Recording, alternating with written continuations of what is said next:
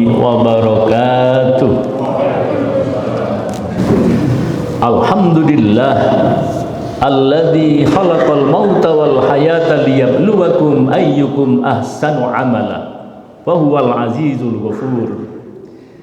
Asyhadu an la ilaha illallah wa asyhadu anna Muhammadan abduhu wa rasuluh. Allahumma salli wa sallim ala habibika nabiyyina Muhammad wa ala alihi wa sahbihi ajma'in. A'udzu billahi minasyaitonir rajim. Ya ayyuhan nasu taqu rabbakumul ladzi khalaqakum min nafsin wahidah wa khalaqa minha zawjaha wa bassa minhuma rijalan katsiran wa nisaa. Wattaqullaha alladzi tasaaluna bihi wal arham. Innallaha kana 'alaikum raqiba. Fayal hadirun ittaqullah haqqa tuqatih wa la tamutunna illa wa antum muslimun. Hadirin jamaah salat Jumat yang dimuliakan Allah, patutlah kita bersyukur kehadirat Allah Subhanahu wa taala atas segala limpahan nikmat-nikmat yang telah dikaruniakan kepada kita sekalian. Untuk itu marilah kita gunakan seluruh nikmat-nikmat itu untuk senantiasa meningkatkan ketakwaan kita kepada Allah, untuk semakin dekat kepada Allah Subhanahu wa taala. Salawat dan salam kita sampaikan kepada Rasulullah Muhammad sallallahu alaihi wasallam, Rasul yang mengajarkan kepada kita agar hidup ini selalu berubah. Berubah kemana? Berubah untuk lebih baik dan harus lebih baik. Dalam hal apa? Dalam hal seluruh kehidupan kita ini.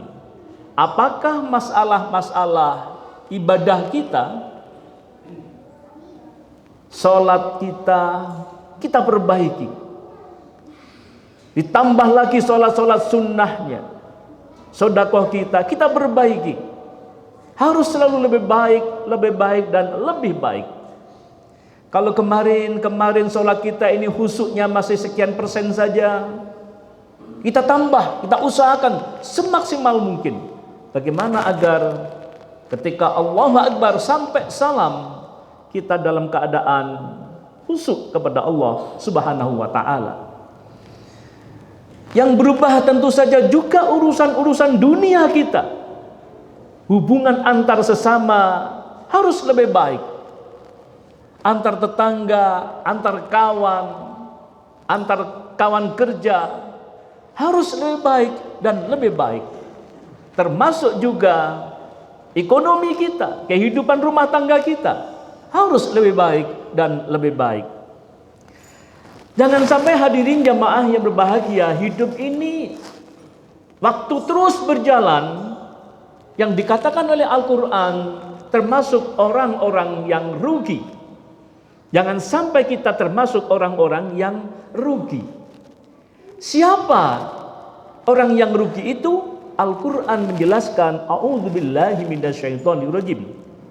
Qul hal nunabbi'ukum bil ahsarina a'malan alladzina dhalla sa'yuhum fil hayatid dunya wa hum yahsabuna annahum yusinuna sun'a.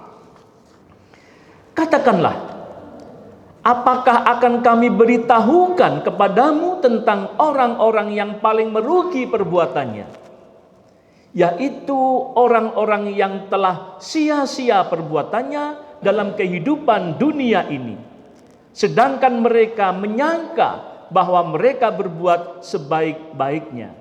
Surat Al-Kahfi ayat 103, 104. Jadi banyak saudara sekalian, sudah dikasih umur di dunia ini, kita melakukan sesuatu, tetapi ternyata yang kita lakukan itu adalah perbuatan-perbuatan yang sia-sia, tidak ada maknanya. Waktunya dihambur-hamburkan dengan perbuatan-perbuatan yang tidak bermanfaat. Itulah kata Al-Quran, orang-orang yang rugi. Silahkan masing-masing kita untuk mengevaluasi apakah waktu kita sejak bangun sampai tidur malam kita gunakan dengan hal-hal yang tidak manfaat, maka kata Al-Quran itu termasuk orang-orang yang rugi. Sementara kita menganggap bahwa perbuatan kita adalah perbuatan baik. Hadirin jamaah yang berbahagia, agar kita ini punya semangat mau berubah, perlu ada yang namanya dalam jiwa kita azam. Apa itu azam? Azam itu adalah keinginan yang kuat, kebulatan tekad atau janji pada diri sendiri untuk meraih sesuatu yang baik dengan niat yang baik karena Allah Subhanahu wa taala. Jadi hadirin jamaah, supaya hidup ini punya semangat mau berubah, maka masing-masing kita harus punya yang namanya azam. Azam itu kebulatan tekad, saya mau berubah. Ibadah saya harus lebih baik. Pergaulan saya harus lebih baik. Ekonomi saya harus lebih baik. Itu adalah semangat yang harus ada dalam setiap diri kita ini. Apa yang mau kita citakan? Setinggi apapun boleh.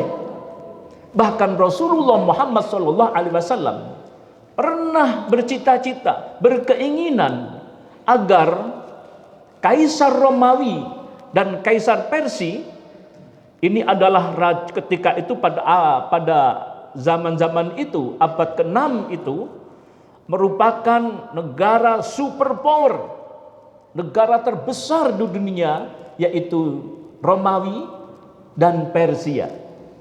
Rasul itu mohon kepada Allah agar supaya dua raja besar itu menjadi umat beliau. Ini cita-cita yang besar sekali. Artinya apa? Boleh kita bercita-cita besar dengan semangat yang tinggi. Lalu kemudian keinginan Rasul itu dijawab oleh Allah dalam Al-Quran. A'udzubillahi minasyaitonirrajim. Qulillahumma malikal mulki tu'til mulka man tasya' wa tanzi'ul mulka mimman tasya' wa tu'izzu man tasya' wa tudhillu man tasya' biadikal khair innaka ala kulli syai'in qadir. Katakanlah Muhammad, wahai Tuhan pemilik kekuasaan, Engkau berikan kekuasaan kepada siapapun yang Engkau kehendaki, dan Engkau cabut kekuasaan dari siapapun yang Engkau kehendaki. Engkau muliakan siapapun yang Engkau kehendaki, dan Engkau hinakan siapapun yang Engkau kehendaki. Di tangan Engkaulah segala kebajikan. Sungguh Engkau maha kuasa atas segala sesuatu. Itulah hadirin azam Rasulullah, keinginan Rasulullah agar raja yang besar itu dengan kekuasaannya yang luar biasa itu ingin agar kedua raja itu menjadi umat Rasulullah. Lalu dijawab oleh Allah, dan sekian ratus tahun kemudian ternyata memang kerajaan itu runtuh dan sebagian besar masuk dalam jazirah Islam. Hadirin, boleh memang keinginan itu kita setinggi-tingginya, tetapi juga harus dihitung, dikalkulasi sesuai dengan kemampuan kita. Itulah Al-Quran menyampaikan, a'udzubillahi minasyaitonirrajim, ya ayyuhalladzina amanu taqullaha wal tanzur nafsum ma qaddamat lighad wattaqullaha innallaha khabirum bima ta'malun. Wahai orang-orang yang beriman, bertakwalah kepada Allah, dan hendaklah setiap orang memperhatikan apa yang telah diperbuatnya untuk hari esok. Dan bertakwalah kepada Allah, sungguh Allah maha teliti terhadap apa yang kamu kerjakan. Boleh bercita-cita tinggi, tetapi harus disesuaikan dengan apa track record yang sudah kita lakukan selama ini. Nah, hadirin, setelah berazam, terserah mau apa yang mau kita inginkan, maka harus dilakukan dengan sungguh-sungguh. Karena jika tidak dilakukan dengan sungguh-sungguh, itu namanya mimpi saja, angan-angan. Azam, keinginan, kebulatan tekad untuk mengubah kebaikan itu harus dilakukan dengan sungguh-sungguh. Al-Quran menyebutkan a'udzubillahi minasyaitonirrajim, ya ayyuhalladzina amanu taqullaha wabtaghu ilaihil wasilata wajahidu fi sabilihi la'allakum tuflihun. Wahai orang-orang yang beriman, bertakwalah kepada Allah dan carilah wasilah, jalan untuk mendekatkan diri kepadanya, dan berjihadlah atau berjuanglah, bersungguh-sungguhlah di jalannya agar kamu beruntung. Surat Al-Maidah ayat ke-35. Untuk itu hadirin, azam tadi, kebulatan tekad, semangat mau berubah harus dilakukan dengan setidaknya 4 hal. Yang pertama, harus dilakukan dengan jihad, yaitu usaha yang sungguh-sungguh untuk menekankan usaha dengan fisik kita. Jadi jihad itu usaha yang sungguh-sungguh melibatkan badan kitanya harus bergerak untuk mencapai cita-cita itu. Punya cita-cita tapi diam saja di rumah, ya nggak akan tercapai. Maka fisik kita harus bergerak untuk mencapai cita-cita tadi. Yang kedua, harus dilakukan dengan ijtihad. Apa itu? Yaitu berjuang dengan usaha yang sungguh-sungguh dengan menggunakan akal pikiran kita. Jadi jasadnya juga bergerak, akalnya, otaknya juga harus kita lakukan. Berpikir dengan sungguh-sungguh bagaimana agar cita-cita atau azam kita itu bisa dilaksanakan.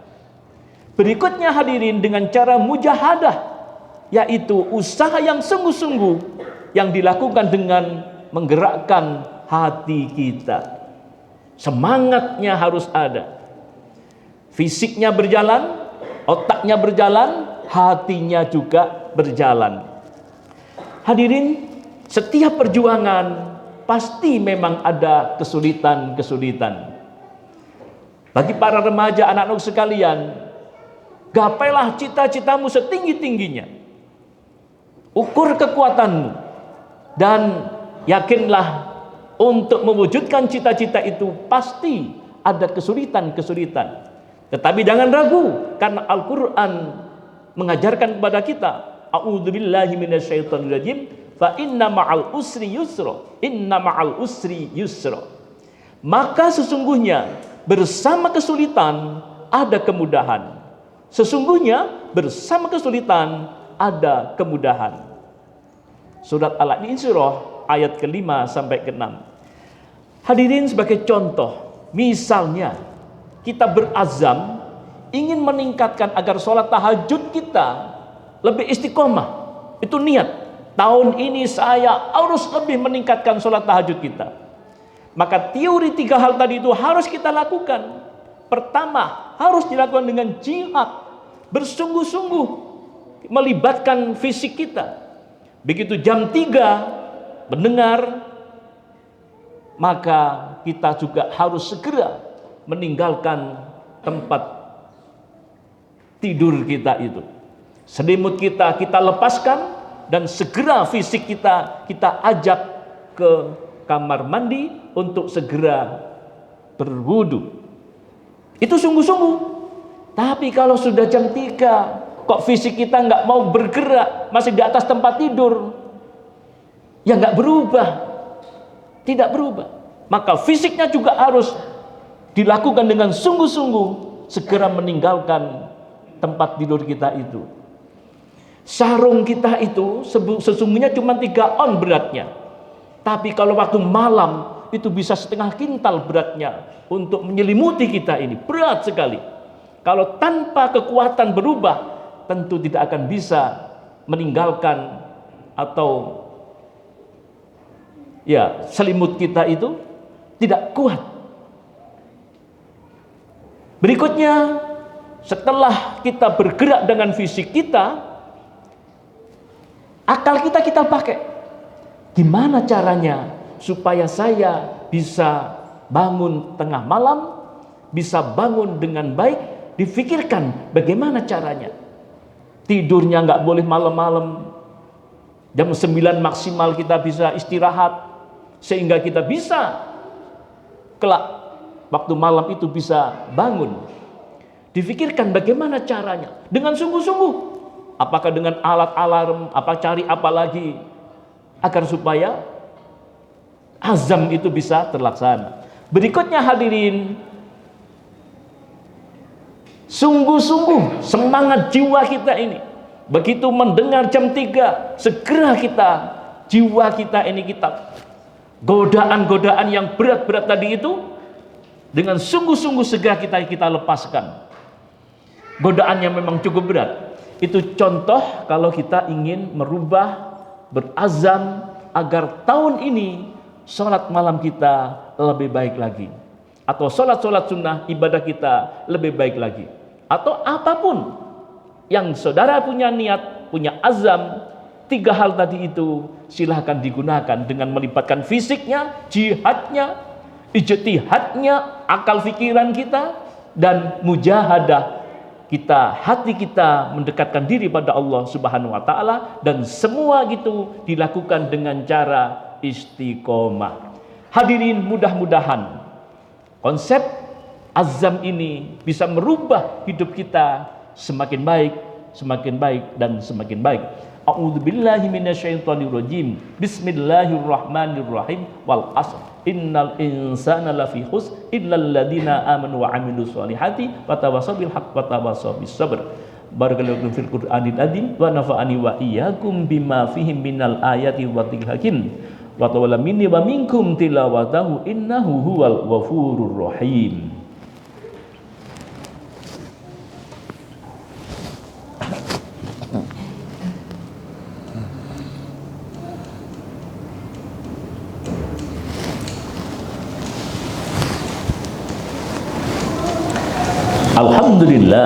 Alhamdulillahi rabbil alamin, babihi nasta'inu ala umurid dunya waddin.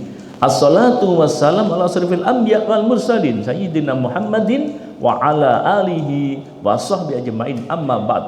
Fayal hadirun, ittaqullah haqqa tuqatih wa la tamutunna illa wa antum muslimun. Innallaha wa malaikatahu yusholluna nabi ya ayyuhalladzina amanu sallu alaihi wasallimu taslima. Allahumma shalli ala Muhammad wa ala Muhammad kama shallaita ala Ibrahim wa ala Ibrahim wa barik ala Muhammad wa ala Muhammad kama barakta ala Ibrahim wa ala Ibrahim fil alamina innaka Hamidum Majid. Allahumma ighfir lil muslimin wal muslimat wal mu'minin wal mu'minat al ahya'i minhum wal amwat. Allahumma arinal haqqa haqqa warzuqna ittiba'a wa arinal batila batila warzuqna tinaba bi rahmatika ya arhamar rahimin. Rabbi habli minas salihin, Rabbi habli minas salihin, Rabbi habli minas salihin. Rabbana hab lana min azwajina wa dhurriyyatina qurrata a'yun waj'alna lil muttaqina imama. Rabbana atina fid dunya hasanah wa fil akhirati hasanah wa qina adzabannar. Adkhilnal jannata ma'al abrar ya azizu ya ghaffar ya rabbal alamin. Subhana rabbika rabbil izzati amma yasifun wa salamun alal mursalin walhamdulillahi rabbil alamin. Wala dzikrullahi akbar.